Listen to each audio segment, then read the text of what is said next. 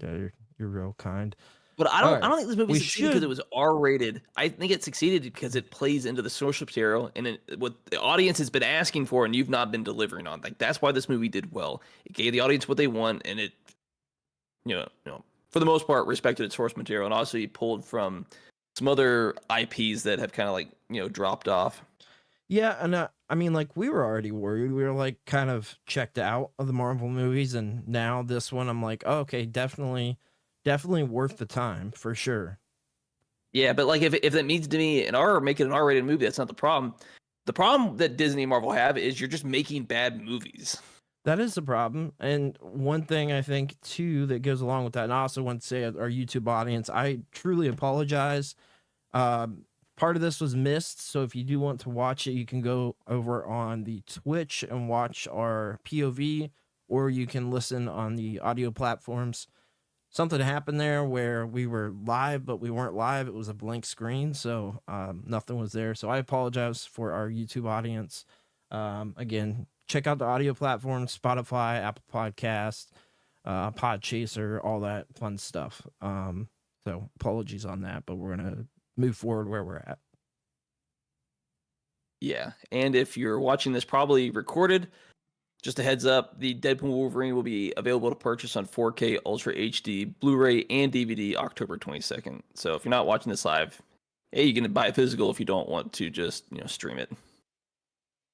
So, did you watch it yet? I watched it in theaters. You did? Okay. I didn't know. Yeah, well, like we 2-3 months ago. Video, and then like something came up. Yeah. So I didn't know if you actually ever watched it or not. No, yeah, because it brought back one of my favorite scenes with Wesley Snipes as, or spoiler alert, Wesley Snipes. That is as, a huge Blade. Spoiler. Jeez. Just coming out of the box. At this point, it's already been spoiled. Like, if you were going to watch this movie, you already watched it. Sorry. Wow. Absolutely rude of you. Mr. Coffee says he's in the mood for Taco Bell because some of the ads that just played for him. Hey, you say that, now I want Taco Bell. Yeah, no, I do too. I didn't eat dinner. All right. What do we got next? Some I don't know what you would call it, good or bad news. Sony lost a European court case over what they call third-party add-ons. So this had to deal with the action replay. So essentially, a European court came out and ruled that the action replay cheat software essentially doesn't change source code, and therefore they can continue to do whatever they want. I didn't even know this was going on until I saw this, because this came out today, this morning on the 18th. Oh, interesting. So I saw that when I originally saw it, I was like, "Oh, are they gonna? This has to do with like add-ons, like mods or something to the game." And I think this also plays into the mods, but like, if you want to publish cheat software, you can. I'm assuming also if it's like a single player game, not like a server based competitive game, like, why do you care? It's not a big issue. And I feel like this was always an issue. I feel like Nintendo had a problem with them back in the day for like the DS and stuff like that. Oh yeah, they did. They have a problem with everything. It's one. I saw somebody. It was like an in defense of Nintendo, video where they're like, yeah, Nintendo acts like this with their IPs like Disney does, but they're also the company not screwing up every single thing that's going on right now in this generation, and it doesn't have, one of the although the PS5 has finally picked up in 2024, it's taken to me, like I would have told you up until 2023 early, that it was unnecessary. Yeah, like a PS4 is fine to play everything that was coming out. PS4, yeah. Xbox One was fine. So I feel like it was just, late, like I said, up until the beginning of 2023. But I think last year was a banger. This year's been really good for it. I think it's been good, but like the big thing for the PS4 to the PS5 that I noticed, that the only thing that I actually really cared for was, the slight upgrade in graphical fidelity, but it was really the SSD was the main changer as far as like load times and stuff like that. Like, that's like the single biggest to me that was like the biggest upgrade over everything else. CPU, GPU, stuff like that. I think the the way we store media and the speed of like read, write, and stuff like that, that has like the biggest impact. M.2 SSDs are just, there's no comparison to a hard drive, traditional. Like obviously you need more, you're gonna have that gradual increase in graphic, processing power and stuff like that, and the RAM and stuff like that matters. But yeah, to me, that was the biggest thing, because most PS4 games on the PS5 play just fine, even without any kind of proper upscaling or stuff like that. Just putting them on the hardware, they still look and play just fine. Because to me, it's the gameplay, the experience, the storytelling, not the actual graphical fidelity. I mean, to me, hey, I still play, Game Boy and NES games, so to me, graphics don't matter to me. But there's a charm to that pixel animation. There's got to be, there really is. That's why you see, so many indie companies going that route. Yes, it's cheaper. It's also but there's cheaper. So many unique games that come out. Yeah, but you look at things like Animal Well and Shovel Knight and Super Meat Boy and all these just classics that are indie games. No, but it just shows that good gameplay, good story design is all you need. You don't need these hundreds of millions of dollars that increase the likelihood of a game flopping to do well. You can spend $10 million on a game and it do fantastic, and then you could just make a lot of money because you made a really good game. You're not selling as many copies as the next Elder Scrolls game that's going to cost $200 million to make, but you don't, you sold like a fraction of it, but you've made so much more money on top of it. Right. Yeah. It's not the worst financial decision. Yeah, no, I'm with you. I'm with you on that. I think that's definitely. We've harped on that in the past before, but yeah, I could go on that forever. But, yeah, I mean, I could too. But yeah, just I don't know, man. I really don't know what else to say on it. Well, tis the season. It is Halloween. It's a Christmas thing, but I keep saying it. For those that are fans of Shaun of the Dead, the 20th anniversary 4K Steelbook is apparently back in stock on Amazon. I didn't know it was out of stock. I didn't know this was even a thing. There's no way, man. But you pull it up now. They've got that? Amazon has like 4 different ways. I believe the one they're talking about is the limited edition, which is still pre-ordering it. But you can get the anniversary or the 4K Blu-ray plus digital version and buy those now for it if you don't care for the actual case. But Shaun of the Dead's like a classical comedy Halloween movie, if you ask me. I think we talked about it a few times. I'm not a fan at all. You just have terrible taste in movies. Just that it's the same with Hot Fuzz. I think was the other movie that was like the same thing. So that was a funny movie. Oh, okay. I don't like that type of comedy. It's got Simon Pegg and Nick Frost did a bunch of movies together. I think they're a really good duo. Never cared for either of them as actors. Just never had. Whatever. I tried. I watched Shaun of the Dead more than once and absolutely do not like it.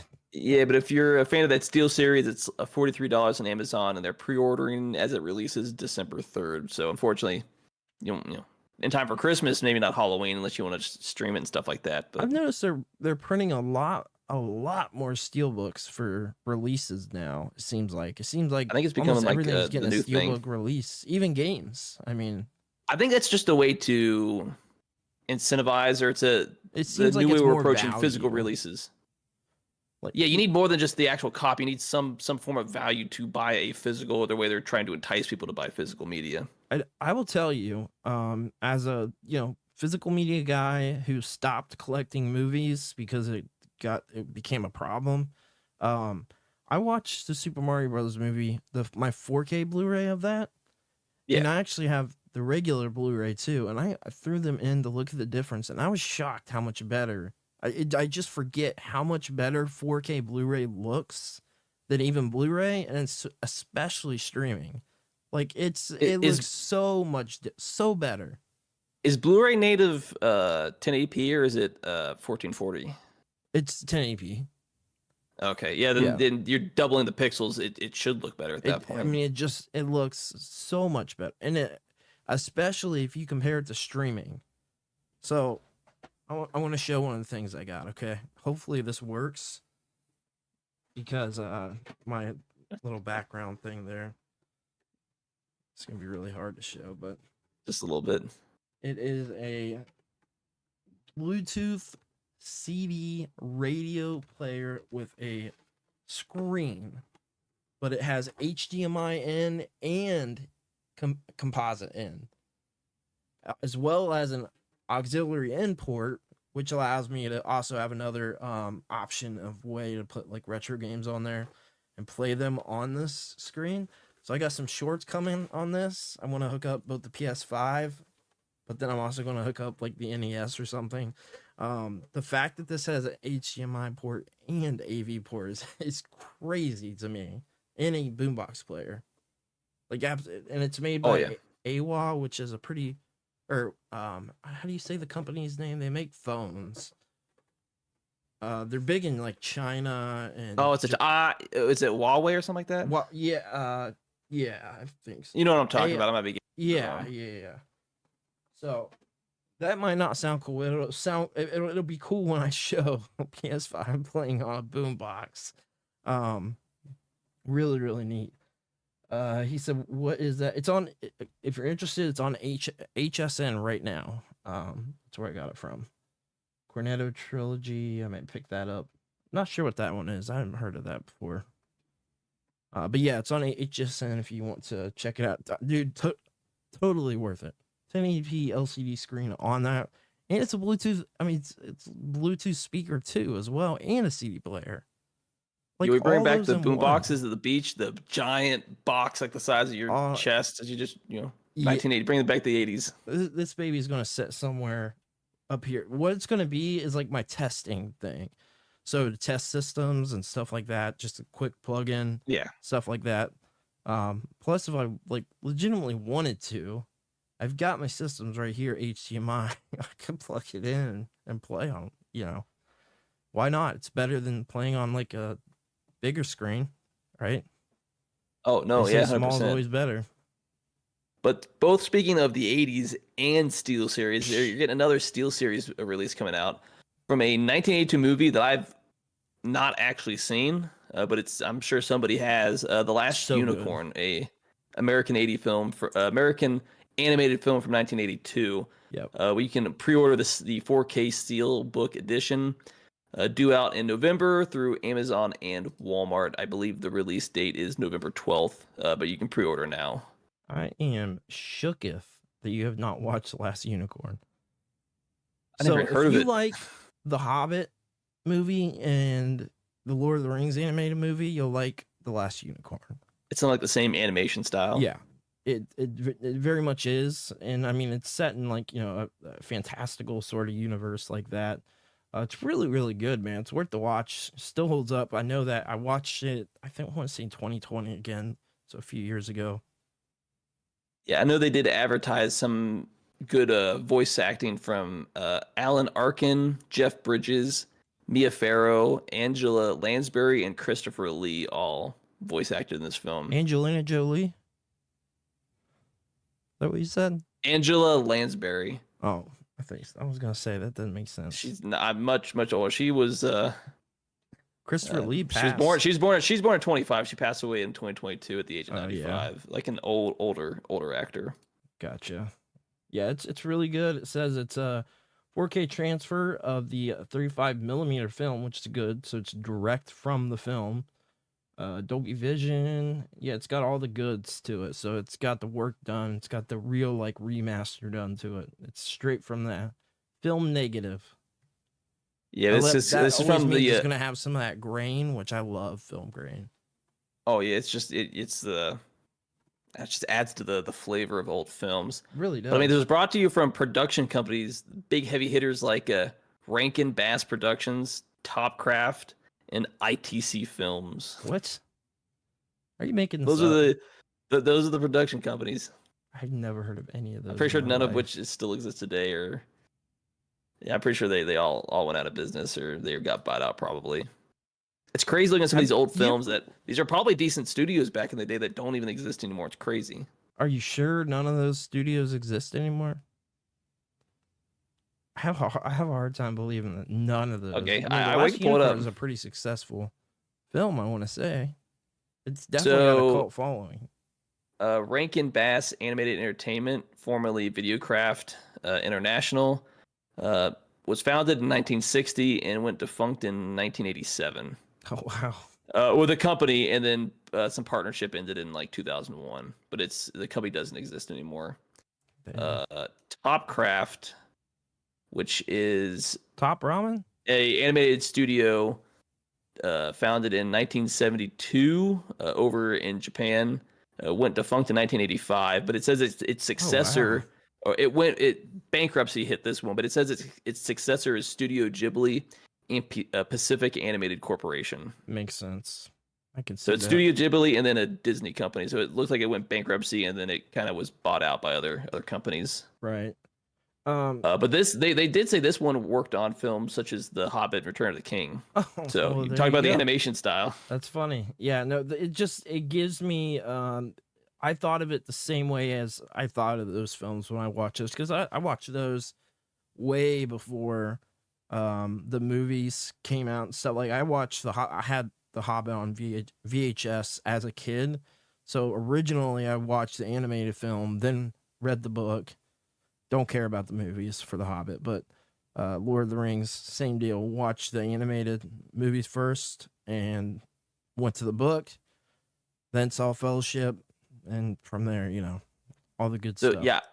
So this is an old company probably nobody knows of. So it did collaborative work for those two movies and The Last Unicorn.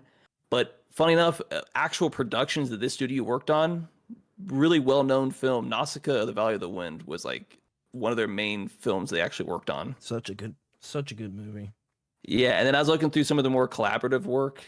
They worked on Mazinger Z. Oh yeah. What's it? Lupin the Third Part 2. I There can was see one more. Oh, Thundercats and the Smurfs on. that makes sense too. So for the it worked animation on style. looked at the first season for both of those shows, like right at the end of before the company kind of went defunct. That's good info, There's, like, because that all makes sense. I can see all of that where, you could see this sort of evolution from all of that. Yeah, and then because these are probably decent studios that just bad luck hit them. You should really watch this. Like I do legitimately recommend it. Like it still holds up. I watched it a few years ago and it's really good, man. It's a really good. Yeah, It's not often that I can recommend just a regular animated film to go check out, but this is one. If you haven't watched it, it's so good, man. yeah, and I guess the last one, the ITC Entertainment, which was founded in '54, it went defunct in '98. They say it folded into Polygram Television, which became essentially bought out by Comcast. It's a Universal company. So Oh wow. Okay, so none of them exist. I was wrong. Interesting. yeah, It you're is going a down little some shocking that rabbit holes. none of those studios are around anymore. Well, one got technically bought out, but But it's crazy. You look at some of these like studios you've never heard of, and you're like, wow, they've worked on some really well-known films and TV shows. Some of these old Yeah. animation studios. oh yeah. Yep, there was It's a crazy. lot more small studios too, just a ton of small studios. Or they all got bought out Yeah. right before the turn of the century. Exactly, yeah. Well, there used Now to you've got be like a handful of them. exactly. Yeah, there used to be a ton of them, ton of small studios, a lot of even just like sort of mom and pop studios doing it like a family. I've seen the backgrounds of some of the people that do some of this animation stuff, and then also people that work on prop crafts, so like any of the prop stuff, like these prop companies where they source out for everything. Nothing's in-house usually for these films. It's very interesting for sure. I mean, Uh, that probably just goes to show how hard it is to run a film studio or an animation studio. Like it's, No, you you gotta can make have a the lot of money. good films and still go under. It's not as much as I want to say, obviously indie films and like I went to film school and everything. It's not the same as indie games. Indie games are more, to me, are more accessible. They can be put out everywhere. They can be broadcasted on all platforms everywhere. Indie films, you might only be able to see it at, Sundance Festival, or it's only streaming on this one app that's like Shudder or something weird that, Netflix wouldn't take it, Hulu wouldn't take it, stuff like that. And it's like, I think it's just way more, I think indie films would be more successful if they were more accessible for people. And it's like most of them don't get a physical format. Where do you watch these movies besides like a festival? Where do you watch them? Yeah, because I think the other thing is like you can maybe put a lot less upfront on indie film. But you could just be a one-person studio and just work on your spare time. But a film requires a lot more people just by its nature. You 100%. just can't do one person. Yeah. And a lot of upfront budget and stuff like that because you have a limited time. It has to come out. Right. So there's a lot more room for error with films compared to games. 100%. Just by the nature of the There's of more the medium. hands-on. There has to be more hands-on. Yeah. By nature, requires more than one person. Unlike indie games, there's been tons of really good ones that have came out that are developed by one person. So like you can do that. You can be all fully hands-on with the game.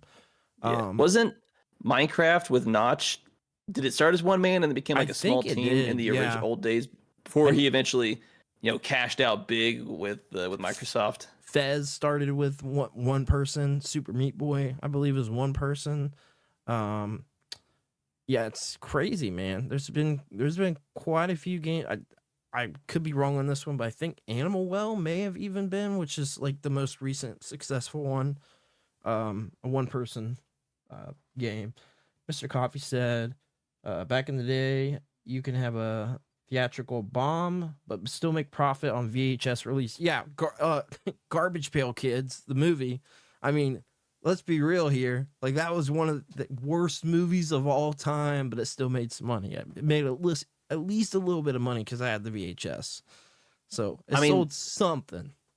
Isn't that the origin of cult classic films? Films that is on launch did not do well, but they've classic. got really popular, Howard the years Duck. or like a decade after release. Howard the Duck's the other big one that like absolutely bombed, but it's a cult classic. And I will say this. I like Howard the Duck. I like the movie. Garbage Pail Kids. I like movies that are so bad they're good, but Garbage Pail Kids, and I watched it as a kid, man. It's horrible. It's just not. It's not so bad. It's good to me. There are some defenders of it. A guy just posted about it the other day. Because I collected the cards as a kid. I don't know if you ever had any of the cards, but like they were wild, man. And that movie was. You watch the trailer for the Garbage Pail Kids movie? Oh my god, you'll be terrified. Like, yes, they look so bad, it's scary. Like, it's crazy. You think of cult classic or films that bombed on release, and some of these became really popular. You think of like Scott Pilgrim vs. World lost money at the box office. Yeah, isn't that crazy? The Shawshank Redemption barely broke even at the box office. And it's considered one of the best films of all time. That's wild. Yeah, movies like that are like evergreen titles where they'll always sell some way, whether it's on a digital platform or physical media. Like they'll always be able to sell that. You know what I mean? At least for the span of since that's been out. It's like it's the same thing with like The Green Mile and like movies like that that where I say, it's kind of like you might find it in a $5 bin. It's always gonna sell some way somehow. Yeah, I mean, talk about another film. I didn't realize this one bombed so bad, but it was like a staple of my childhood. The Iron Giant had a box office budget of $70 million. It only brought in a little over $23 million. Wow, I'm surprised. I saw that movie like it's such a 10 good times. movie. It's so good. I mean, they aired it on Cartoon Network even. Yeah, like there's a lot. Like Fight Club. I think Fight Club made money. Made 20-30 million, but that's not, when it comes to movies, it's not a lot of money, but that's a cult classic. Yeah. Oh yeah. Yeah, it is. I would say differently than like Garbage Pail Kids or Howard the Duck, but it is. It's I mean, some classic. cult classics that you might say it didn't perform well, like Edward may have still made money, Scissorhands. but it didn't make as much as they wanted. Beetlejuice would have been one, and you just saw how much did the second Beetlejuice make? Like some crazy number of money. I'm not Some sure. crazy number, I think. I know it. Everything I heard about it was pretty positive. I didn't hear anything negative. I haven't watched it. I just straight up said I didn't. To me, Beetlejuice, I loved it as a kid, but didn't hold up for me. So I just haven't watched this one yet. Yeah, because the one that just came out this year was budgeted for $100 million, but it made like $400 million. Like it definitely made a lot of money. That's crazy. That's at the box office, like actual theaters. Yeah, yeah. It's not on streaming. I mean, it just came out like a couple weeks ago. So that's crazy that I mean, look, if you're telling me theaters are completely dead, you're full of crap. 400 million. I mean, it opened like 3 weeks ago. I think a little bit more than that, but yeah, no, it's just crazy. And these are like movies aren't dead. Hollywood just for like the better part of a decade put out bad movies. Yeah. Nobody wanted to go watch your crap. Yeah, I do think mean, there's people want to go to the theaters. Like I prefer to go watch a movie in theater. It's just different. Popcorn tastes better. The environment's great. But like for the longest time, there was just no incentive to even want to go because like these movies are meh. They're bad. I don't really care. I mean, I'm sure I'm the same streaming way. played into it a Just little now, bit. You know, just not that long ago when I saw the Super Mario movie, that was the first one where I was like, oh, I missed this experience because when that came out, you know, we're still dealing with COVID stuff. So it was like, you know, it was around that time. I was like, man, I missed this experience. I actually love this. Like, this is how I love to watch movies. Like, I think it was probably a mixture of bad or just subpar movies. Streaming was new, so it was like the new neat thing. But eventually, you have that nostalgia for wanting to go back to the theaters. It's not nostalgia for me. It's just that I like theaters. I mean, I just enjoy the experience.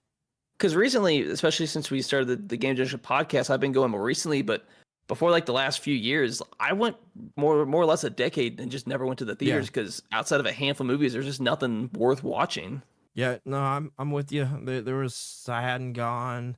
I think the last thing I saw before the Super Mario Bros. Movie in the theater was Infinity War. I'm pretty sure I didn't see. You didn't watch I knew people Infinity that did. War? I didn't care. I didn't care to go. I was missing half the DC movies. Like, whatever. No, I'd lost interest in DC or not DC, but Marvel by then. Yeah, DC as well. But that's where it peaked, and then it fell off after that. What do you mean? That was the best movie that they made. I didn't care to go see a lot of those movies. But you saw. I was never a big Marvel, comic book guy to begin with, so it was kind of like I'm glad y'all having good movies. I'm like, whatever. What about the X-Men manga I sent you today that's getting remastered? Would you read that? Maybe. I guess we'll see. I don't know how you remaster a manga besides like. I mean, manga is just the Japanese version of comics. It's getting a Japanese and English remaster. Like I sent you the link. Doesn't make sense, but it's being remastered. That's what it said in Japan and America. So I don't know. Yeah. So next, check it out. Yeah. So next we got Super Mario Party Jamboree launched yesterday. Got my copy here. I don't know yet if Mark is getting it. We may stream it, but what I want to do is like the Mario Kart that we talked about. This right here would be perfect. Obviously it's hard to show the blur there, but I did get to spend about an hour and a half with the game, and I played mostly just a single player. Didn't even do a board. Didn't even play a board yet, and it was great. I mean, it was great. It has enough extra stuff there that really makes the game worth it. And I was like, okay, I get it. You've got like 4 different online modes for games that aren't even the Mario Party boards. Like these are separate games themselves. So like I get it. I get what they're doing with it. Makes sense. Offering way more than just, a couple of Monopoly boards essentially. No, you got 7 boards, you got 112 mini games. And yeah, it's also got some you can opt for it if you want to, but some Joy-Con based ones, so some motion stuff if you want to do those. For me in the mode that I played, it gave me an option, but it's there's 2 online modes. You got the Koopathon and the Bowser Kaboom Squad, which is what I played online twice. Dude, so fun. Super addictive. Really, really, I mean, like, I think you're going to love this game, Mark. I really do. I think you'll love it. And I think this will be a great community game. So I was like, you know what? This makes sense. This game right here, these are the type of games to get community and to play. That makes sense. So that's how I felt about it. Yeah. I mean, I don't have the game. I haven't played it. I don't have a whole lot to say, but it's, I've obviously seen the trailers and it looks like a fun game. Yeah. That's all I've got to say about it. It's really good. Really good. I think you'd enjoy it. All right. So moving on to the big news. We got one of the big boys here. So we got the price and info on the Analogue 3D, which I've been waiting on and Ever since they announced this, everybody's been not patiently waiting. I see it in the analog groups all the time. I feel like almost every other day. What's going on with Analog 3D? Is it coming? Blah, blah, blah. So the info we got is it comes out just a few days, or the pre-order comes out just a few days before this recording. We are recording on the 18th of October. It goes up for pre-order October 21st for $250, which I think is they priced it well, if you ask me. They priced that well in comparison to what like other companies have done and things like that. And what this is, I think I'm shocked that they didn't go for like the 400 because it will sell out no matter what. This is going to sell out, then sell out again when they offer it in another version, and then sell out again. This is going to keep selling out over and over. This is going to be very hard for people to get. Every analog product is the same way. And then we got two colorways, black and white. Straight black, just straight white. But yeah, it says it touts as the first true Nintendo 64 clone console. So it's an FPGA console. This plays the same way your 64 would play. Obviously, it has HDMI built into it. It is native 4K, so it's like doing a true upscale of the games. And it says Analogue says a sleek little device which features a custom controller by 8BitDo, which praise the Lord, baby Jesus. Got a custom controller for the 64. Thank goodness. A little rough with the old one. It's a little rough. But you'll be able to play all 100% of your Nintendo 64 games. So complete compatibility. It will be region free, so you can do imports. And it says the biggest selling point is its ability to easily play N64 games in 4K via HDMI. Boon given the messy nature of N64 emulation, which is a problem. It's designed with a bespoke, purpose-built 4K upscaler that offers a faithful, lag-free way to re-experience the N64. And it looks like the 8BitDo controller. It looks pretty good to me. It does. I mean, this just looks like be able to properly play this if you don't have room or you don't have a old school CRT monitor or just an old 64, but you're still able to come across games and stuff like that, even if like a recreation cartridge. Yeah, just to be an ability to come back and play your old games, because the old hardware it's aging and it's starting to have problems and stuff like that if you don't go back and like refurbish a lot of it. Plus, to me, the price tag seems more reasonable, because maybe I'm wrong. Obviously, they want to make money, but it just seems to be a more affordable price tag because they want more people to be able to access it and actually play the game. I mean, considering it's Analog and the company is, it's like it's the popular retro gaming. It's the most popular because of the Analog Pocket. And like, I've got two of those guys myself. Phenomenal products. I mean, I can't even. When I first played the Analog Pocket, it was like otherworldly. The screen is so good. I'm like, this looks so good. This looks better than the emulation on the Switch playing those games, like the NES, Famicom. Like, I compared them side by side. I was like, this is so good, man. But one of the big things for this system, if you grab it, is I can't recommend enough the EverDrive 64X7. Play every single game, FPGA, exactly the way the cart would play on this one cart. So if you invest in this, you don't even have to buy any of the library. You get one cart, you'll never have to remove it. That's the way 100% I will play it. I won't even remove the cart once I put it in. There'll be no reason to for me. Yeah. So they did some of the other features they kind of came out and talked about. Obviously, it's the variable refresh rate with the original display modes. The CRT, the PVM. Do note the controller is sold separately, so it's $40, so not egregious. But they did say, as far as that, it's compatible with the Analog 3D, Switch, Windows, Android, D input and S input modes, vibration support with the Analog 3D and Switch, turbo function, and the Hall effect joysticks. I mean, just the fact that you can use your old 64 style controller, which you obviously see the actual front plate on the front, I think it just adds that much more authenticity. So you can buy this, not buy the controller, just use your old 64 controllers, and if you want to play it that way, which I think is amazing. Yeah, exactly. And I mean, like, there's plenty of companies offering like newer corded versions of the 64 controller, like, you know, Because I mean, street I knockoffs. have my old one. The actual hard plastic, the centerpiece, Yeah. has not aged the best. Yeah. Yeah. Well, are you talking about the stick itself? Yeah, Yeah. it had problems back in the day. Yeah, it's notorious for that problem. Yeah, they have to get replaced all the time. I picked up so many 64s in the past like 6-7 years where there's been problems with the controllers stuff.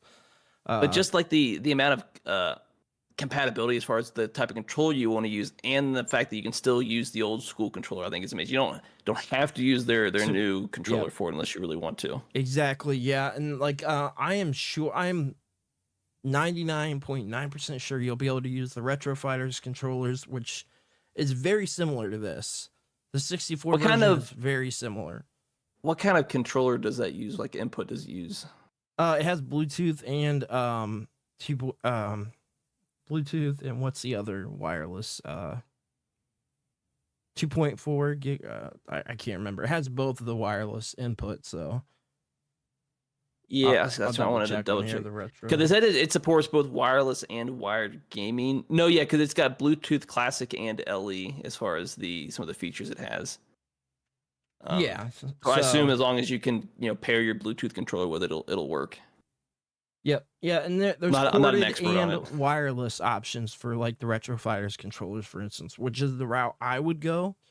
The 8-bit dough, I'll definitely grab one to check it out. But I love what Retro Fighters has done with the controllers. It's the same concept. It just works better. Don't get me wrong, It like there's just a works. nostalgia for that controller somewhat, but in reality, like it just doesn't hold up well. Of probably every controller out there ever made, it's one of the ones that people are like, I have no nostalgia for this at all.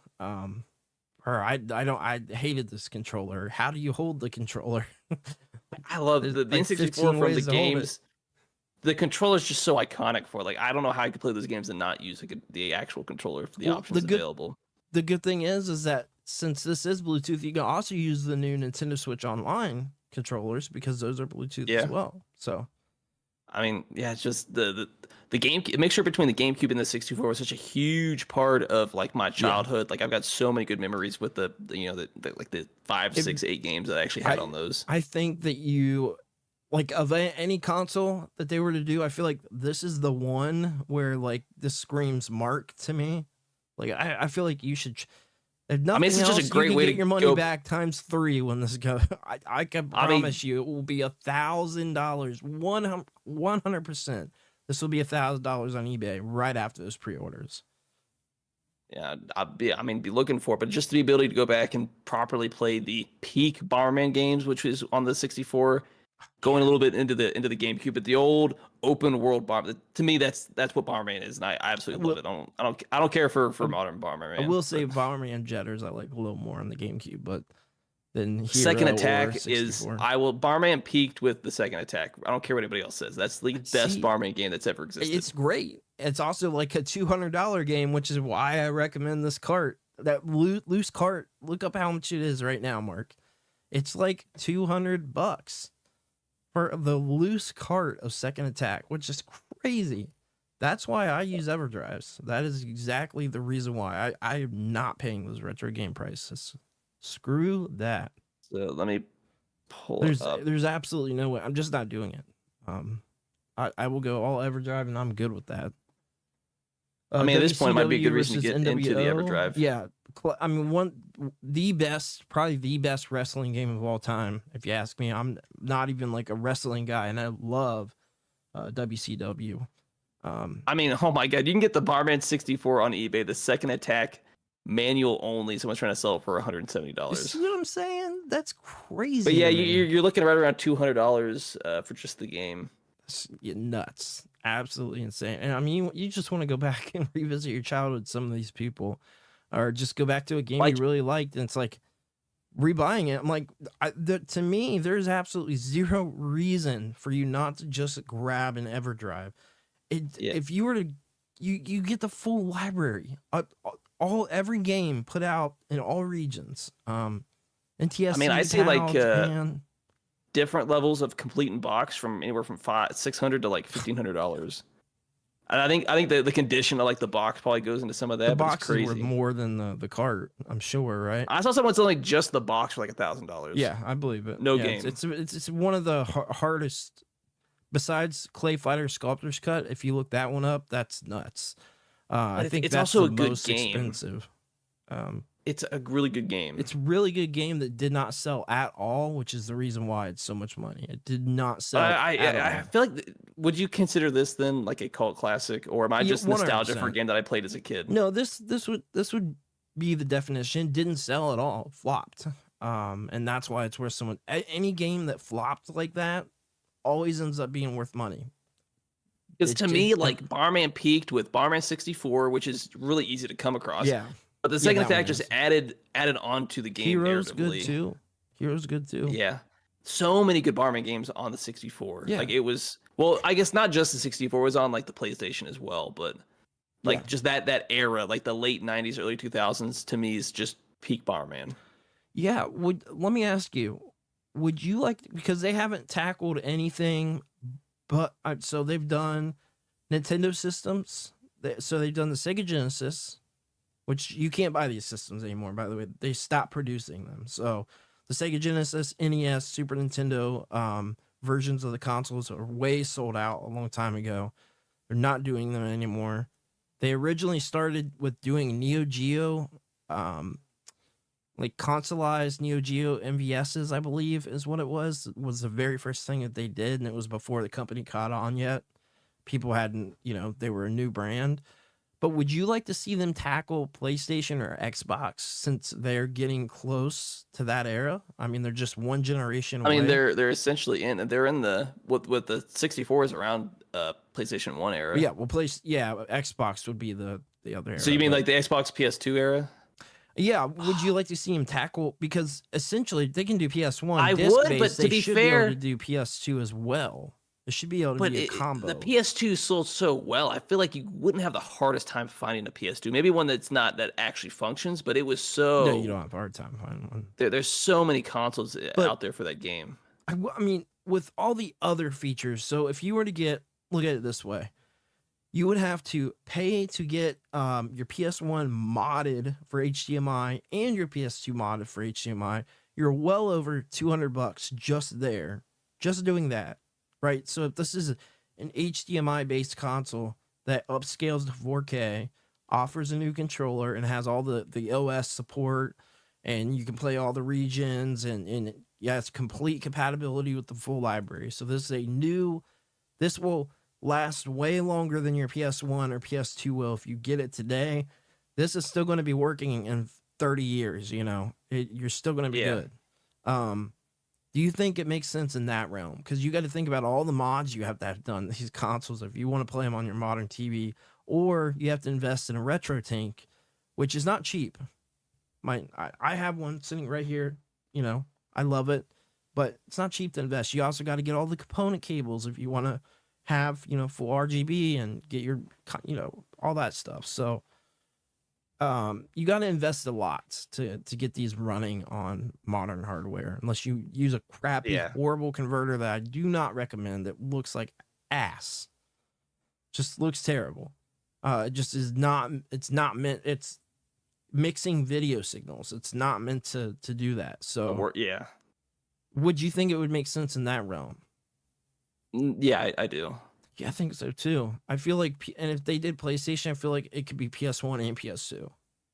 Because it's backwards compatible. I think they should go after, because I think the PS2 just has a better library. Go after that game than the Xbox.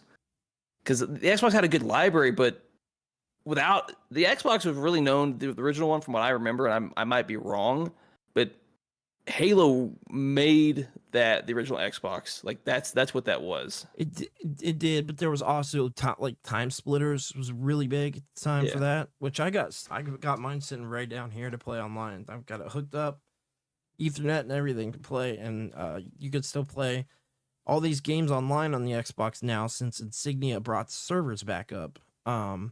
But yeah, I mean, there were games from that time that were pretty. Unreal Tournament was really big. Yeah. But I also think it's still funny though, because as much as like everyone talks about the PS2, Xbox, and the GameCube was terrible, like the Xbox it sold less than 3 million more copies than the GameCube did. Yeah, it didn't. It sold sell. like what, about 2.25 more million copies? Like they sold essentially the same. Yeah, because the PS2 sold like 155 million, just blew them out the water. That one's, it's like the Switch trying to outsell that, which I still think that it will. I think if they keep doing the after sales by the end of its Switch life, 2, it probably will catch it, even with the slowing sales. They're going for that goal. They want to have that goal, and Nintendo. I mean, let's be real. Nintendo deserves that goal with their input in video game history, but. Yeah, that doesn't mean I still can't be impatient because they still haven't told us anything. PS2 got FIFA 14. How wild is that? It's crazy. FIFA 14. I believe it was the last game that came out for the PS2. Let's search the last PS2 game. Okay. So the last PS2 game was Pro Evolution Soccer 2014, the last official game, and it released in the UK on the 8th of November 2013, and repairs for the system in Japan officially ended the 7th of September 2018. Oh my god! They made so many they could repair that until 2028. That's crazy. That's insane. See, that's nuts. So the PS2, essentially, its support ended in 2018 if you consider the Japan version of it. But you're talking about a system that launched in 2000. This system had a life of 18 years, technically, if you go via the Japan market. Insane. And I mean, like, to be real, we know why it sold the way it did at first versus the 64. Because it was a cheaper DVD player. Yeah, you can watch your movies. You can play your CDs too.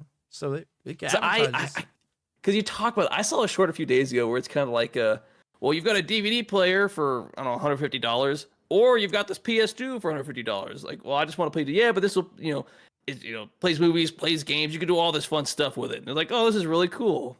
Terrible description of what the actual short was, but if you have an imagination, you can kind of get what they're getting across. That it's at the price tag, which is in some instances probably cheap or more affordable, and you could just do so much more. Probably helped it sell so well. Yeah, the PS2 sales are insane. Every time I think about it, it's just absolutely crazy. How it lasted until Pro Evolution Soccer 14 on the PS2. When did the PS4 launch? Didn't it launch in 2015 or 2014? I'm sorry. Didn't it launch like? I'm pretty sure. Or let me pull it up real quick. So the PS4 launched. Yeah, the PS4 launched in 2013. The PS4 was out before the PS2 got its last game. That's crazy. Yeah, that's nuts. Because let me pull it up real quick like that. Because I want to verify when the PS5 launched. I think it was 2020.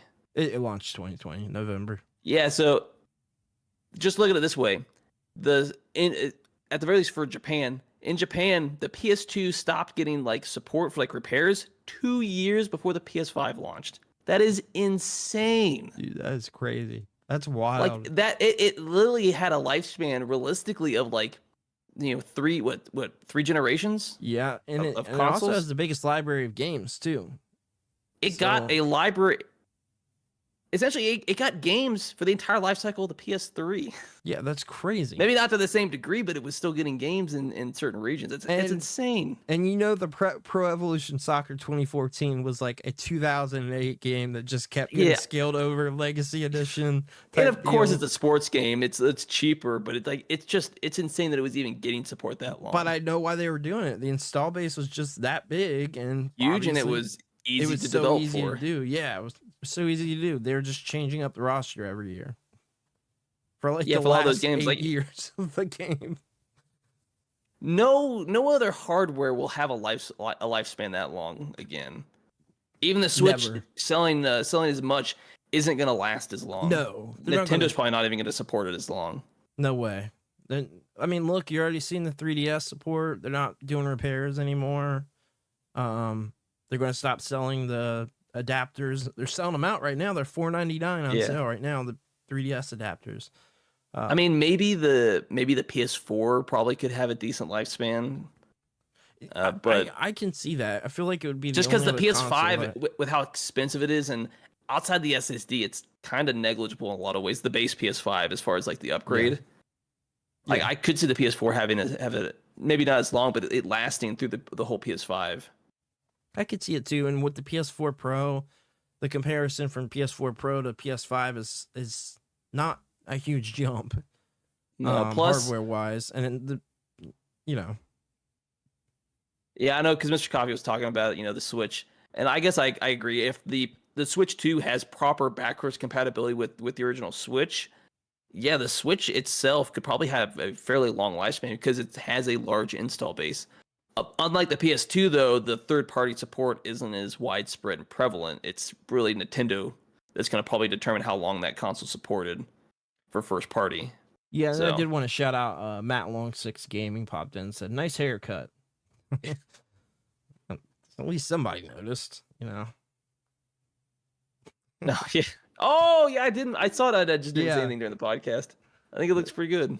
Yeah, it's I need not to get a too haircut bad. too. So, Yeah, yours is better than mine was, I guess. it's long for me. I need a haircut. It is kind of long for you. All right, But I mean, talking about the N64, Yeah. we got a new game coming to the NSO. That's a 64 game. yeah, I'm surprised to see this. Banjo 2. Yeah, so you got a Banjo Tooie. So I thought, yeah. So did we already get Banjo Kazooie? Yeah, Banjo Kazooie Yeah. came in 2022, but now we're getting the other game of it. So maybe you want to play it on the NSO. Maybe you want to wait, play it on the Analogue 64. it's gonna knows? play better there. It's not gonna be emulation. So But I mean, Uh, it's good to see them continuing yeah. to support Nintendo Switch Online. Hopefully, this is a lateral to whatever the Switch is. We don't have to do what we did with the Yeah. Wii and start from scratch, because that was really frustrating.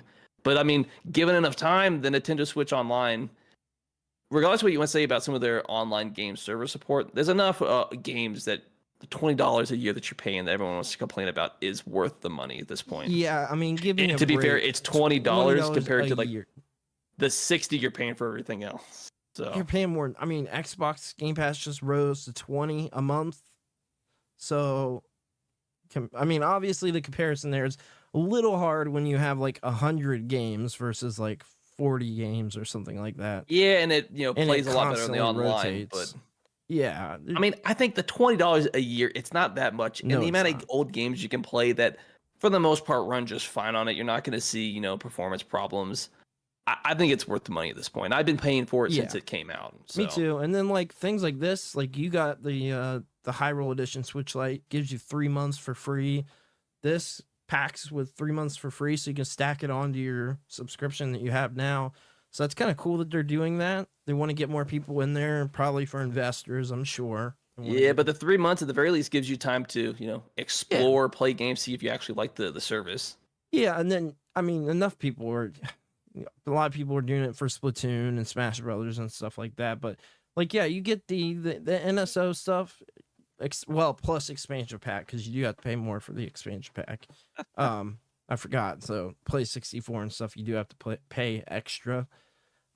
Which I will say is the only thing where I'm like, okay, we're just getting one more 64 game, we're paying extra to get 64. We're getting one more game. Like, To be fair, I was don't know kinda how surprised much. to see this by itself. I assume they've got a small team. I know they kind of came out and said it's got like widescreen support and stuff like that. I don't know how much they're putting to work into make sure these emulations. I've played a handful of them. I haven't They've really been good. noticed that big performance issue. They've been fine. They're mostly single player games and they play fairly well via the service. So I've not had any major issues with them. And I played some of them online. Works good. I mean, there's no problems with it at all. It's worth the price tag. That's what I'll say. Yeah, no, I agree with you 100%. I think people complain about it. It's just another thing to complain about. If you ask me versus all the other services, and there's people that pay for all of them. I do some months. There was a gap there for like 4 months for the first time I wasn't paying for Game Pass Xbox. I did renew it to do Gears of War, but I mean, just versus the cost of those services, yeah, come on. It's worth it to me at this point. And if this does all transfer over and they continue building this and with new hardware, they'll be able to run GameCube should be easily at that point with I would love for them to bring the GameCube library. I just wondered, did they bring the Bomberman games over on the 64 yet? Or are we still waiting on those potentially? Bomberman 64, right? Just that one? I don't know. I don't know if they did or not. I can check. I have to look on the actual. Not 100% sure if they did or not, to be honest with you. I did want to also let everybody know because I downloaded it. Mark, hopefully you downloaded it, check it out too. It's like a 6 hours long, but the 𝐒𝐶10 Nordics demo is out now and you can play it. I know it's on Switch. I think it's on the demo's out on everything. But this is one of those JRPG series that we've talked about a lot, but you haven't played yet. And this is a great, I mean, you get like 6 hours of the demo. You get enough of the game to see if you want to buy it and play it. And I pre-ordered the collector's edition. I'm super excited for it. One of my most hyped games right now that's coming out next that I'm like super excited about. But do you think you'll check that out? I mean, it's on my list. I just don't know when I'll get around to actually doing it. My game log keeps backing up. Cause I showed you last week, picked up another 3 more games for the Switch, and that just adds to my backlog across the board. So, I mean, but I did want to say, yeah, the Bomberman games aren't on the NSO. Oh, okay. Obviously, it was big when they brought Jet Force Gemini, which is a huge game, and I remember playing. Yeah, for sure. But like, I would love for those, and there's a bunch of games on the GameCube I would love to come over as well. Check out trying to show blurring out the it's inappropriate. You can't see. Oh, heck on it. It's kind of driving me nuts, actually. But no, definitely that's a great way to check it out. It's like 6 hours in length, and it transfers over. I love when the demos transfer over now. I love when they do that because it's like if you invest time in a JRPG, and it's like we're giving you like 6 hours for this demo, please transfer over because I don't want to start over again. I think that is so cool, man. I'm really excited to see if you do check that one out though, because I feel like you'll really like it. I feel like it's right up your alley. Will. Yeah, and I did want to bring up too that we both got Metaphor. I very briefly, I mean, less than 2 hours, and some of it was talking during the stream. Played it, just the opening essentially. I haven't. Yeah. I don't feel like I've even gotten past like the opening part. I mean, you played more than me. I bought it on Steam. I downloaded it, but because this was the week this is live, it was like the last term for my classes right now. Between work and that, I just have had no time to hop in and play it. So I mean, I get hopefully it. here soon. Yeah, and the other thing is this is one of those ones where you can put well over 100 hours into because it's very Persona and SMT-esque. Yeah, it's gonna be a big investment. Like it's probably gonna take me a while to just play it in general. Yeah, it's going to be a long game. So I can see this being a long-term one for me. My worry is that there's so many JRPGs coming out. So many. We just had the last Mana game that I haven't even started yet. I haven't even started that yet. I mean, if you want to talk about games that I just bought that have a time sync with them, I did get around to buying the Unicorn Overlord for the Switch. I still got to play that one. Still gotta play it. After you picked it up, the Final Fantasy, was it 1 through 6 collection? I haven't unwrapped it yet, man. Well, it was like the last copy, so it was like the display that I ended up getting. Okay. New game, just the displays. And then I hate that they did have a proper cover, but I've been looking for this game forever, the Hyrule Warriors Definitive Edition. Because I played the other one, but not the original one that I wanted. And the case sucks, but it has the... Are you going to buy the It's got the game. Case online? I might get around to it eventually. Just so it doesn't look like crap on the shelf with that like gray bar, but... With all the other I wanted the game so bad, and it wasn't too bad. I got it at a decent sale. Yeah, no, that's great. That's great, and it's really good. It's they bring in all the 3DS extras from the Legends version. I do know it with it being a Warriors game. It's a long game. There's a lot of content to the game, which is good, but it also means it would take a while to beat. You have 3 versions. The 3DS version added another. Oh God, because I played it on Wii U and played it on 3DS and played it on Switch. And the 3DS, I had, no lie, over 200 hours, somewhere around like 215-ish in it. So much content. Unreal. I mean, just unreal. You could play the game forever, it felt like. So yeah, it's definitely one of those long-term games where if you really want to get through it, you got to invest some time. So Yeah.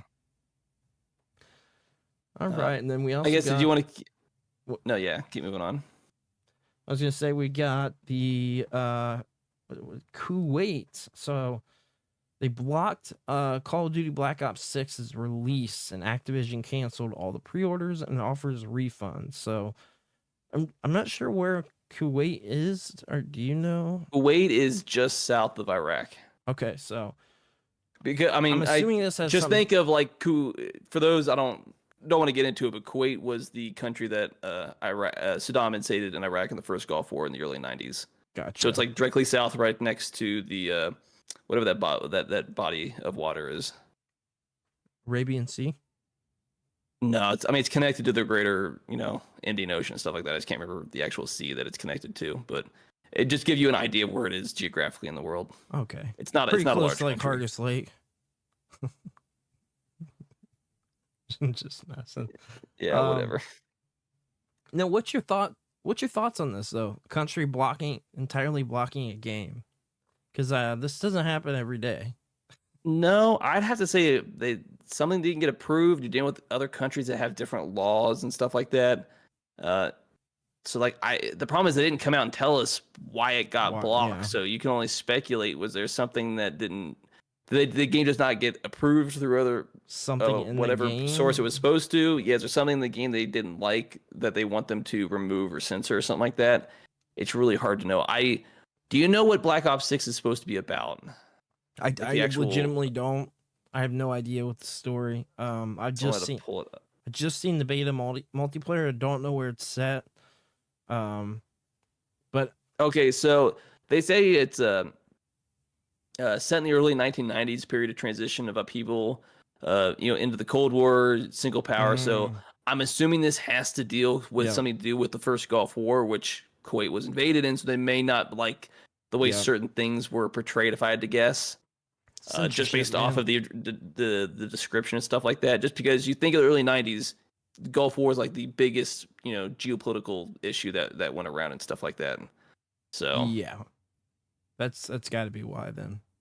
Yeah, just taking a look at that. I assume it takes place with that in mind. Okay, maybe there's something they didn't like, or they want to take more time to actually go in through and make sure they like what everything is in there. I don't think they're going to take any more time. If canceled pre-orders and refunded everybody, I think it's said and or done. They just may block it outright, or they have to wait long. I mean, who knows? I will say, just looking at images of this game, it looks phenomenal graphically. Looks really, really good. I would hope so. Yeah, it looks pretty incredible. Yeah, because this game comes out on the 25th, so it comes. Yeah, it comes out next Friday.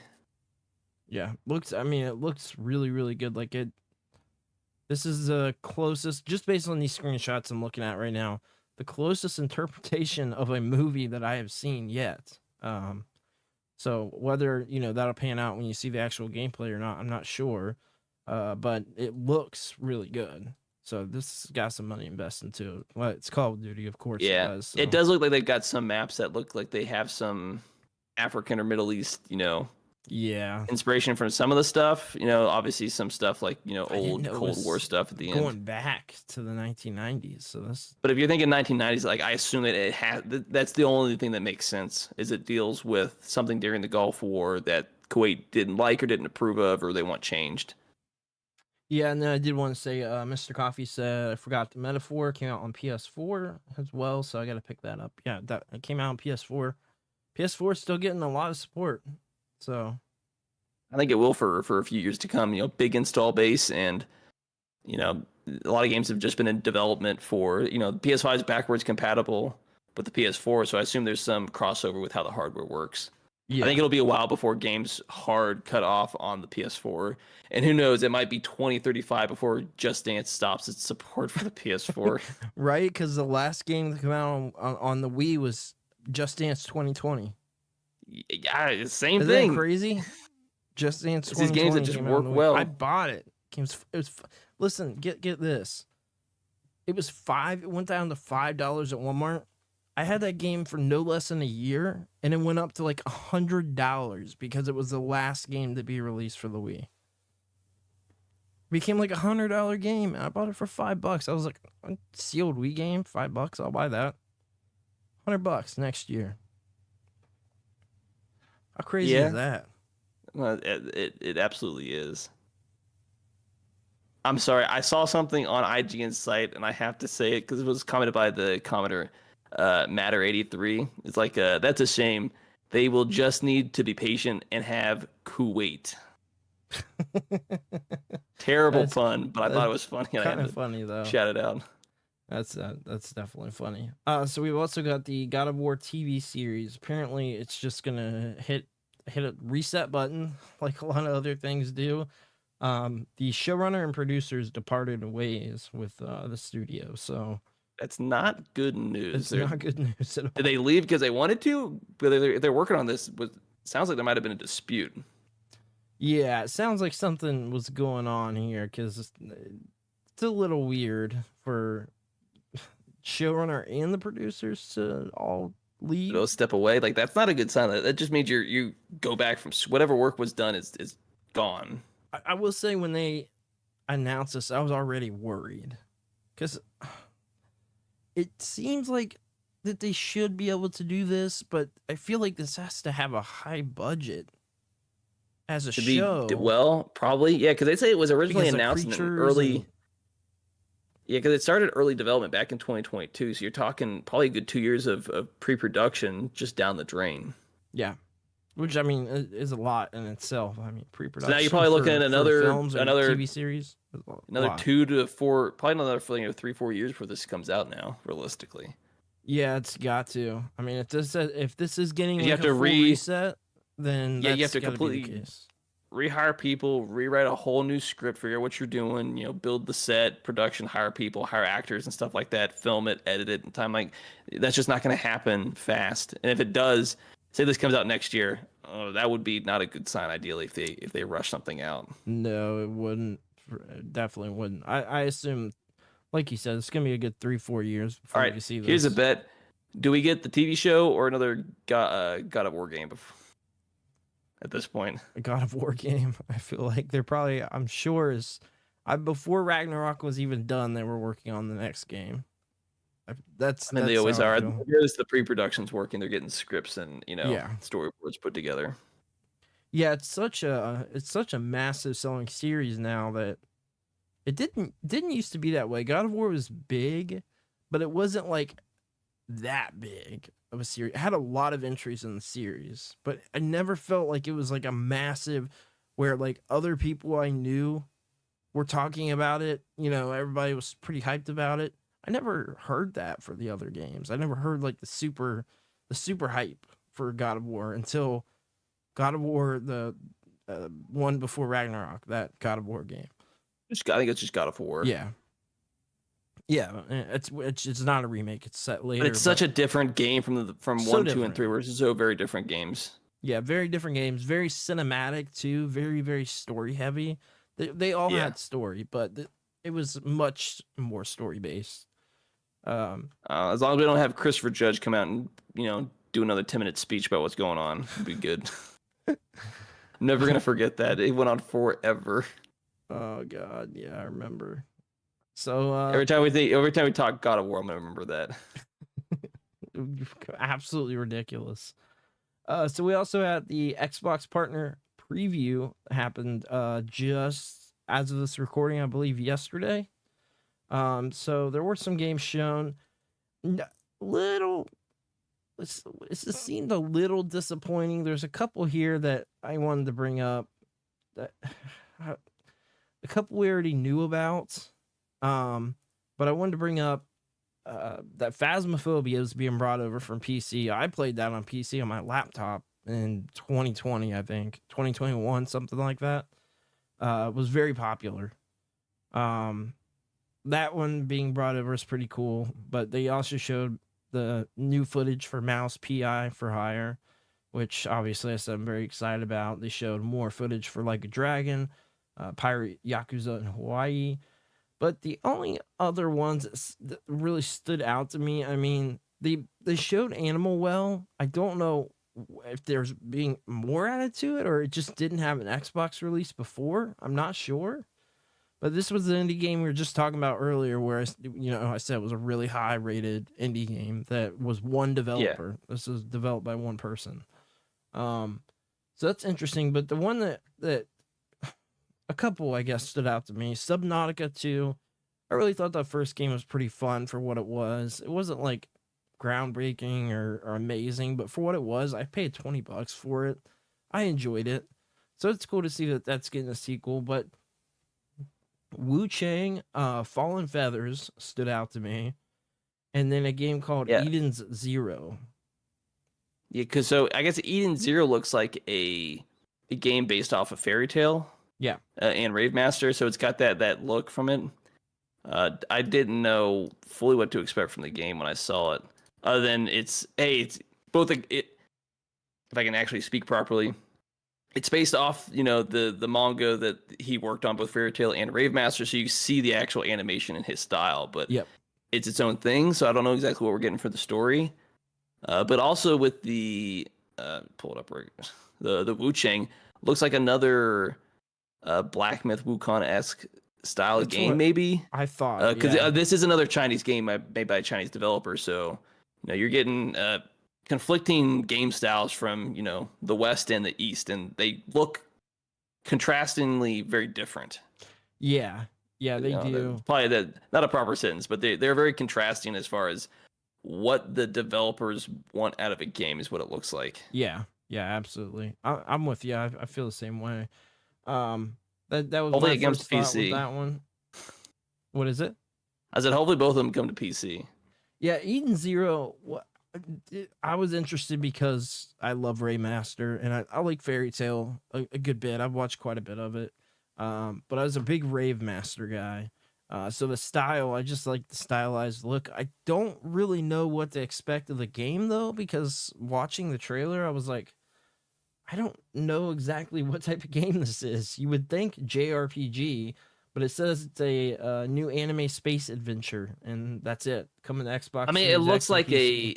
it looks like a game that's made those anime-esque games. So you don't know really what you're gonna get out of it. Could be good, it could be bad. It could be bad. Yeah, one of those deals. But I am interested to see what happens of it. And obviously the other couple, the Like a Dragon, Mouse, PI for Hire, definitely excited about that. Have you played Phasmophobia since that was a PC only game? I've got like an hour in the game. I only played it because I knew people that were playing. I was asked. Pretty much. I was like, it. it's kind of fun to mess with your friends, but the game itself, I wasn't like super into. Yeah, I was asked to play it. Actually, they bought the copy, but they wanted me to play it that bad because I hadn't played anything on my gaming laptop. I just couldn't do it, man. I don't know what it was, but this was the one of 5 games I ever played on it. And it was fine. I can see it why it's being brought over to Xbox though. It'll make sense there. Yeah. And then also, did you see the Blind Fire Light Them Up game? I didn't know what to think of the game, to be honest. I was kind of like middle of the road. It just feels like to me, it felt like another generic shooter with like maybe a neat little twist, but I didn't know what to think about it from the limited amount of gameplay we actually saw. Yeah, it's interesting. It's supposed to be an FPS with no lights. So there's no light in the game. So it's a little dark, but like, I don't know, the shooters are like a dime a dozen at these days. So I don't know. This game could take off or it could just flop terribly. Yeah, I'm curious. It's an online multiplayer game, so it's one of those where it's like, more than likely, I probably won't care, but it's gonna live and die based off of its online competitiveness at the end of the day. Yeah, for sure. And then I did want to say that the Eternal Strands game actually does look pretty neat too, like pretty interesting. Something that I would probably check out, to be honest with you. It looks kind of cool. It's really stylized. It's just got that. I don't know how to compare sort of the art style. It looks neat though. It looks neat. Yeah, I'd like to see more of it. Yeah, before I make a decision. But I mean, But to it me, looks for the like most part, out of like, I like 2 or 3 games, it kind of came off as like a meh it presentation. looks like it has like the style gameplay is Black Myth Wukong. It looks like that type of Yeah, like it took gameplay. inspiration from it. Well, Obviously, I don't know if it could took. take I don't know how much it inspiration did. from it though. If it's like, unless it like just started development. Or they were in communications with Yeah. the other studio and stuff like that, sharing ideas is always a possibility. But yeah, it's a third-person action adventure game, so it looks kind of neat. But the other games that we didn't talk about are FBC Firebreak, Chronos: The New Dawn, Mistfall Hunter, Wheel World, The Lake House, and yeah, that's it. I mentioned all the other ones, so Ones that wasn't a didn't ton really of stick stuff. out to me all too much. Yeah, that was a pretty disappointing. I gotta say, for where Xbox is at right now, that is unfortunate. That's how I felt about it. I felt like that's pretty lacking to me. And I like Xbox, so all right, take it away with this this last topic we got, Mark. I mean, it's nothing big. Obviously, a lot of news around Nintendo. Obviously, with the leaks from the Which is Pokemon pretty CA, as well as waiting on the Switch We 2 never talked announcement to about come out. any of that, by the way, because this just We happened this didn't. week. So we should probably So much to like, talk start about. there. I have to pull that up specifically about the leak itself. Yeah, I would have But to. this one deals with the actual leak. So we know of like 3 Pokemon that are going to be in the game, 2 of which, because they're bringing back the Mega Evolutions from that generation, which was both the what's it? It's X. Yeah, no, it's X and Y as well as the ORAS games, which had Mega Evolution. So it's Stunfisk, which is a terrible Pokemon if you ask me, but the Mega Zygarde and Mega Zeraora, I butchered that name terribly, as like 2 Pokemon with I Mega think it's Evolutions, essentially. Zorora. I might be right. I know we know Zygarde is the legendary / mythical. I can't remember exactly which one it is in that game. Yeah, But Zeraora is also getting a Mega Evolution. the thing about Zygarde, he never got any story beat. Nothing, no explanation I think it was- of him or anything. Didn't- You were able to didn't- get him through an event Yeah, but didn't they expand the lore in Sun and Moon that generation in a little the bit more? anime. Oh, no, not that I can't remember if the aware of. games gave any more lore. I thought Zygarde was to some degree in that game as well. I can't remember. It's been so long since I played the games. And yeah, no, I can't remember either. To be honest with I know I you, didn't care for Sun and Moon and Ultra Sun, Ultra Moon. I didn't really care for the games all that much, but thought they were fine for what they were. Nothing yeah. crazy, but I mean, I played through both the base games and Ultra. I mean, Zygarde, yeah, well, I guess you're right, because Zygarde cores and cells. So, yeah, it looks like there are 5 different cores that you can find across the Alola region, and they are signified by a red sparkle. So, yeah, you can find his cores and I guess find Zygarde. I don't know if that means that he played a role in the story, though. I mean, it could that itself could have expanded upon a bit, but I do know for sure. Cerebi.net. There was an article I read a while ago where it's talking about Zygarde was like the only Pokemon that never really got a full explanation except for the anime. The anime expanded upon the whole thing, but if you didn't watch anime and you only played the games, you wouldn't know at all. So Yeah. the anime went pretty in depth with Zygarde, from my understanding. But the games did not, and they were that anime at the time was meant to be a direct tie-in, the Sun and Moon, to the games. So it was one of the few series that was supposed to tie straight into the games. But along with what this kind of came out of, the leaks as a whole, which mainly hit, looks like Game Freak, it was included the fact that I believe it was the source code for Heart Gold, Soul Silver, Black and White 2, along with the Switch internal code name, which is called Ounces.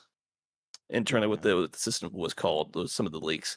So I feel like the source code for some Pokemon games would be far more damaging in the future. That's pretty insane. Because that just means you can just source code for a recreate game? those games. Yeah.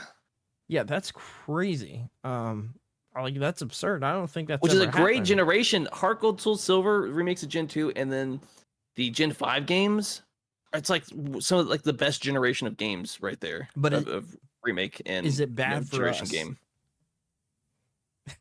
I mean, it doesn't Considering do how us old these any games harm. actually are, and you can't actually actively buy these games legally outside of third party or getting them illegally, I don't think it'll be that damaging unless they're planning on another re-release down the road.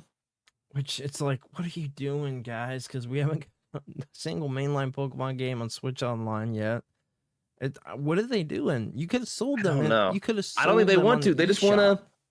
They want to sell it to you when they want you to buy it, which is so frustrating. Yeah, that is very frustrating. I mean, what was the news that you sent me about the Pokemon Bank stuff? As well, that was a whole thing as well. Let me pull that. Or actually, it was via the Pokemon Home. I can pull it up on my phone real quick because okay. it was announced.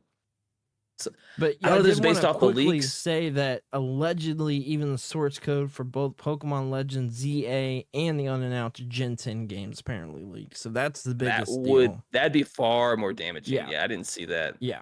That actually would be damaging. These are games that are currently They're being not even in out. development. Yeah.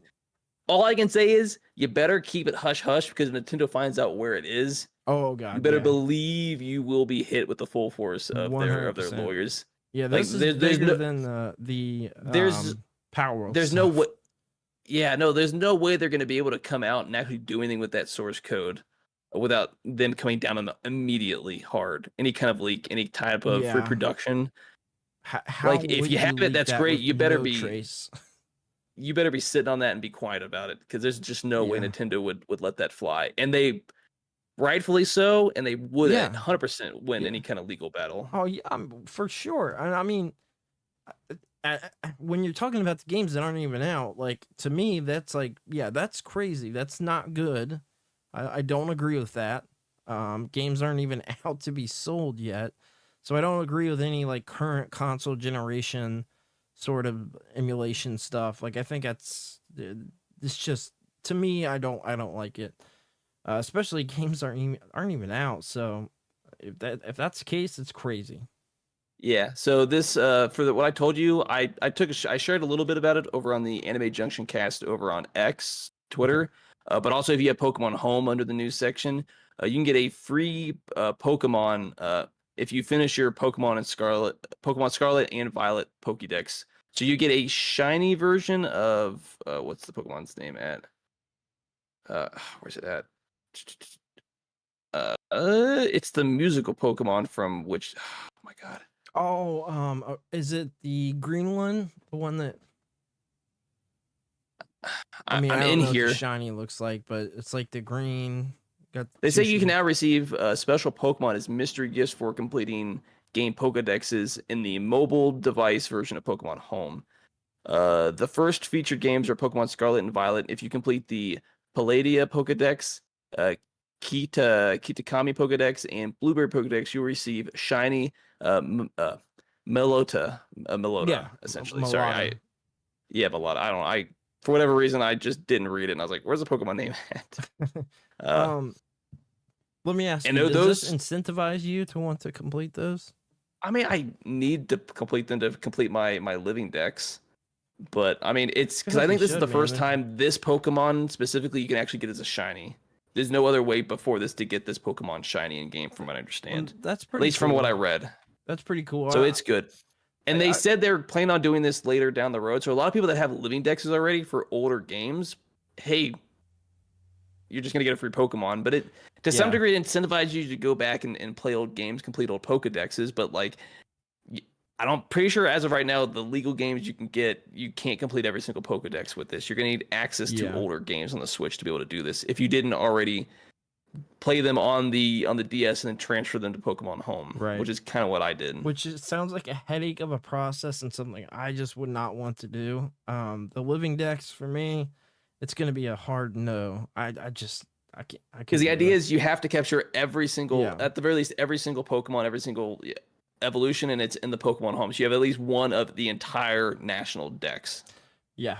Which for more or less requires you to play every single generation of Pokemon, including trade evolutions and Multiple everything. versions. Yeah, The all the archery, somebody. mythical, the legendaries. Yep. Some of which are easier or harder to come by, especially the legendaries and the mythicals. I mean, some if are they only were events, and yeah, like if it's a Pokemon that's locked behind an event, it's kind of hard. I still have sealed packs of GameStop cards for Sun and Moon, like promo cards where you would scratch it off and enter the code. I've still got a few sealed packs. They're useless now, but people still collect them. They sell for like $10 a card or something on eBay. But they're sealed packs of them. I've got, I think, 3 of them. Kind of interesting. I mean, just having them would be like a neat little collector's thing. Yeah, it's pretty cool. But I think that's all we've got this week, right? I guess I had a question because Mr. yeah. Coffee brought it up. Can you use source code to crack a game to leak it early? I would assume so. I As much as I know about like the IT general, like I'm not an expert when it comes to like code and cracking stuff like that. I just have like a general understanding of how a lot of stuff works. So I don't know. I've never actually looked into cracking games and stuff like that and leaking how source code would work. I would assume that there's a way to, but I don't know. I don't know if just having the source code's enough. Yeah, obviously, if you're going to scan the source code, find all the info within it.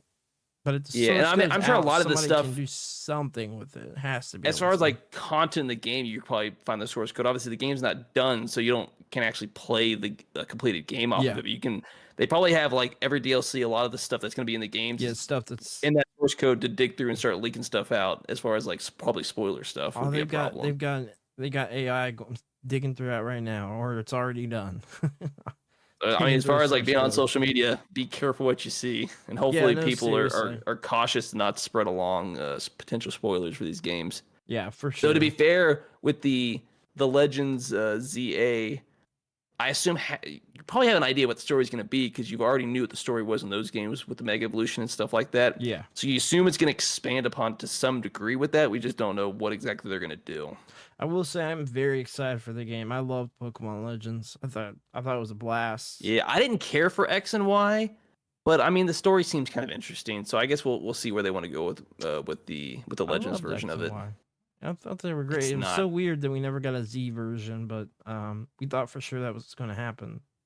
I think that was it was the Gen 5 where they stopped the third versions of the game.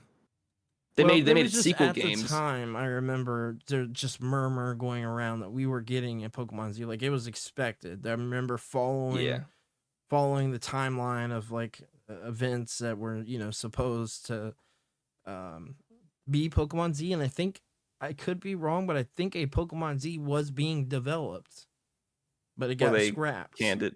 Yeah, because they also did it in Gen.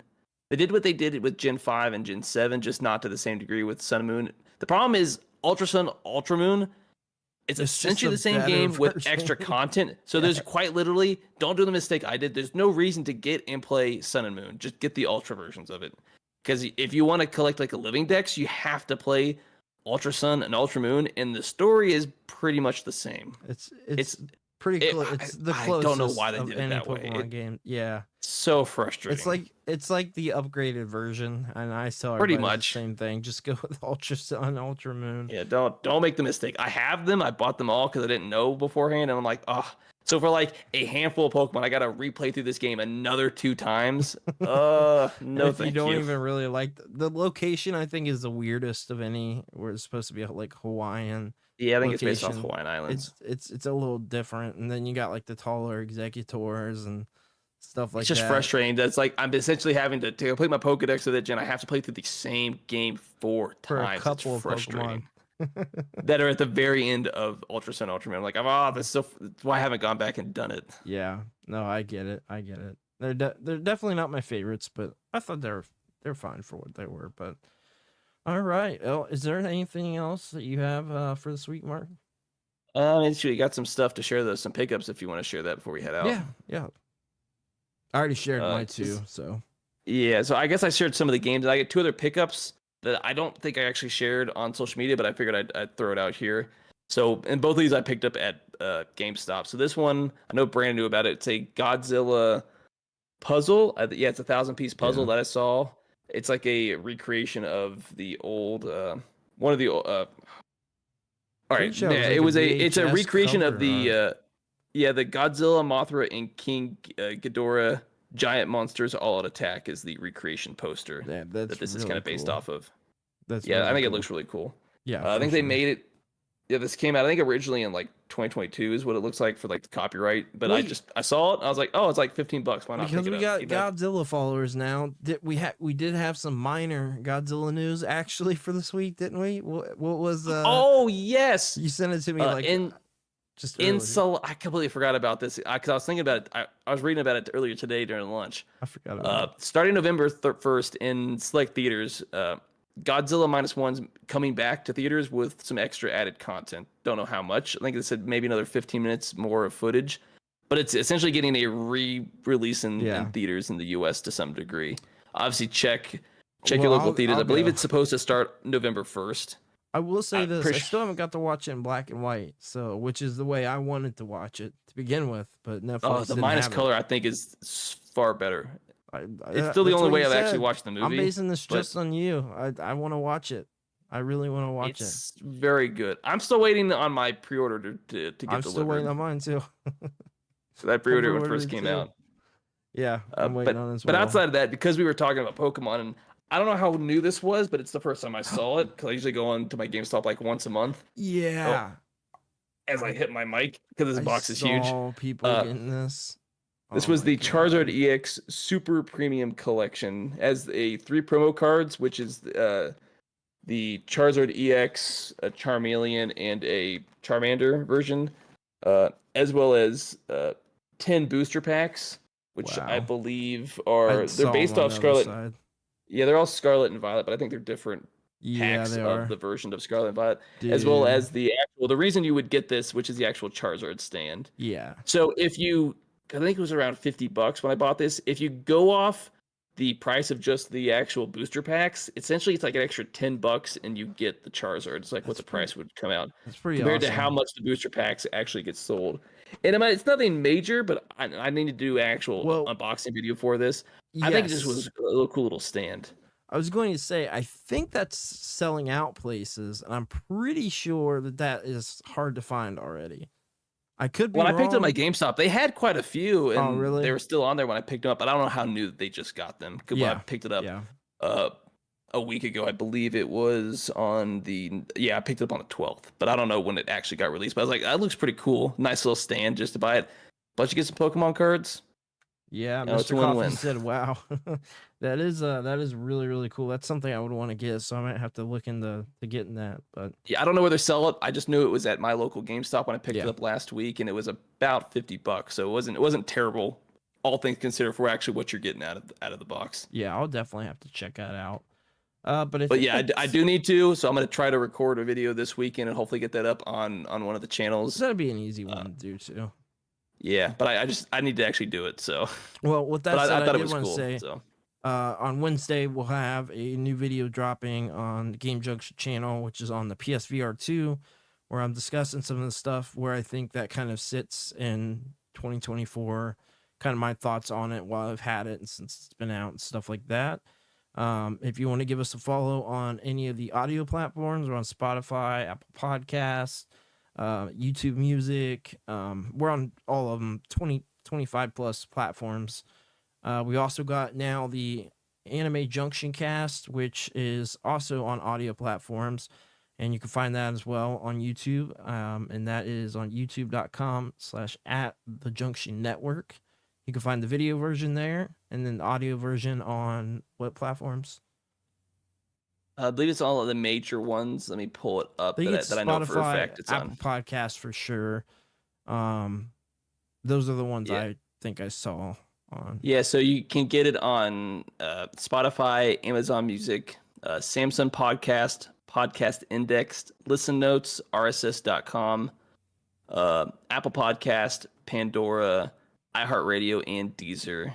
Cool. The ones I know for a fact it's on. So it's all audio only on those. Obviously, we were talking about needing to get the video versions up on Spotify itself, but we're working on that. It's only the first episode right now, but this weekend I'll actually have a lot of time to actually go back through and actually move them all to audio and try to get them all properly uploaded here the next week or so it's caught up with where the actual podcast is at. Cool. Yeah, that sounds good. So, like I said, yeah, video dropping Wednesday, then probably a video from you on the Charizard unboxing. Don't know where location will be for that one yet, but we appreciate everybody watching live. Of course, we're live every Friday at 8 p.m. Eastern Standard Time. You can find us on YouTube, and again, we're on all the audio platforms. So we will see y'all later. Hope everyone has a great week, and we'll be back. Yeah, appreciate it. See y'all later. Peace.